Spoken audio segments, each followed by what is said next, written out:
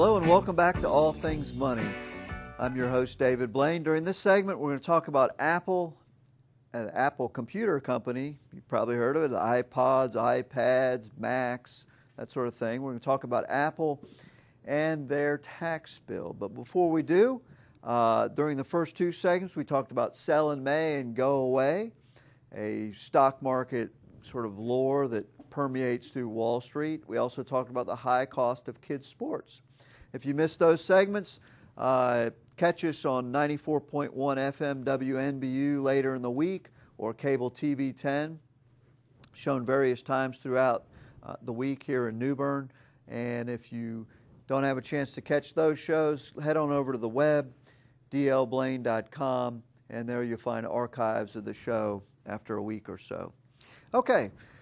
On April the 28th, the New York Times published a story that was entitled, How Apple Sidesteps Billions in Taxes. And I know that a lot of the media has covered this already and things like that, but I just couldn't resist giving my own take on that. First of all, just the headline itself is very insinuating that Apple has done something very wrong.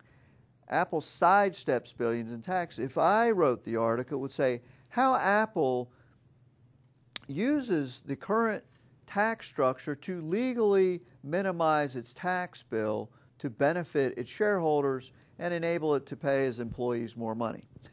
Very different take on the headline. So they start off with a very negative headline that somehow Apple has done something wrong by not paying more taxes than they're legally allowed. So it talks about how Apple's actually headquartered in California, which is well known in the business community for being very business unfriendly.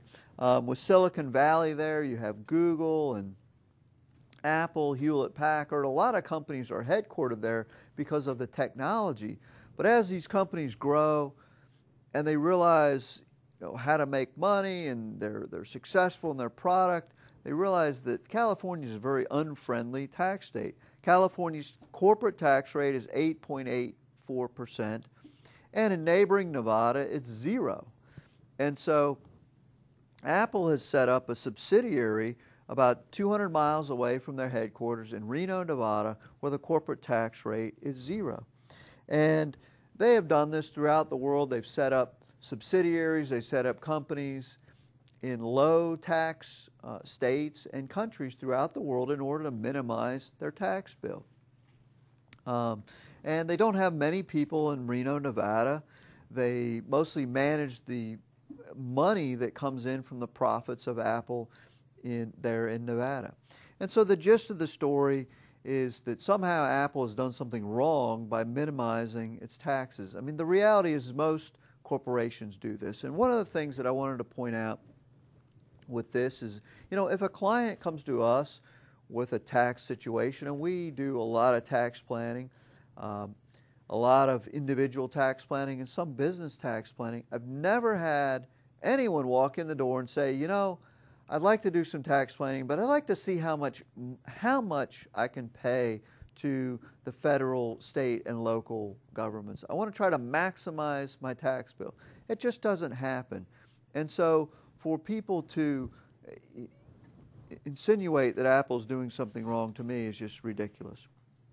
What I do when I read something like this is I say, well, how can I apply that to my own clients? How can I do this for myself to get the best benefit?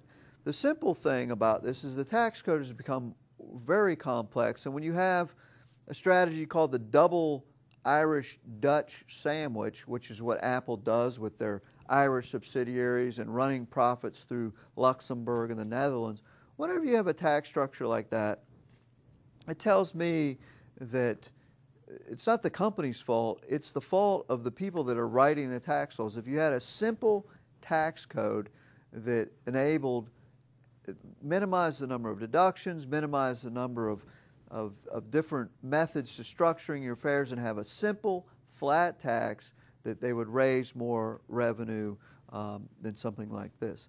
The other thing they talk about, the tax loopholes or tax gaps, the reality is these are legitimate business deductions written into law by legislators from around the world trying to go after these companies, trying to get them to pay more. Well, they unintentionally create these methods to get around it.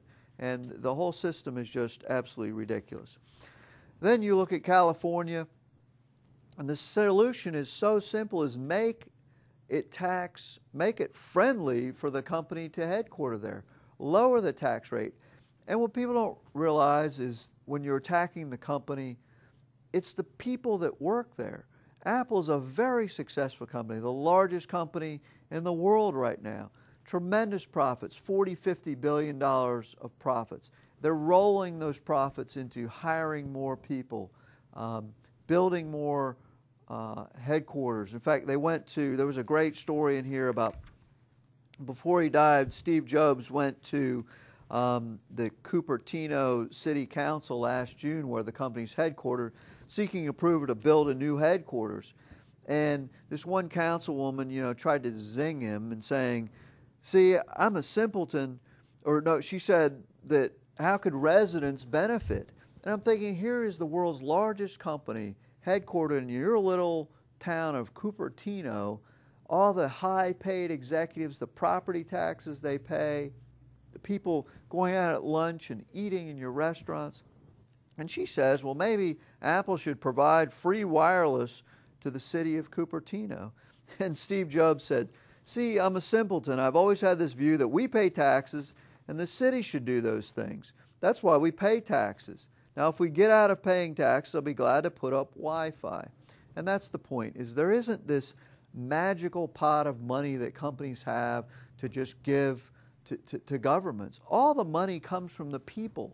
And that's what they don't understand, is if you work at Apple and their tax rate is raised, what do you think they're going to do? They're going to raise the cost of the iPad, the iPod, the Mac. That's going to be passed on to the people that live in Cupertino.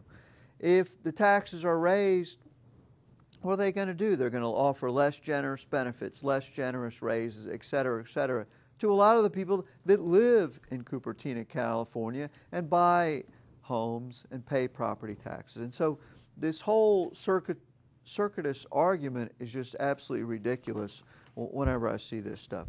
Anyway, when you see something about how a company minimizes taxes or how an individual pays a lower tax rate, you should study that and learn how to do it yourself instead of criticizing the companies. Well, that's all the time we have for today. I hope you've enjoyed the show and that you'll come back again next week. The proceeding was a paid program. The opinions expressed are not necessarily those of WNBU and Inner Banks Media.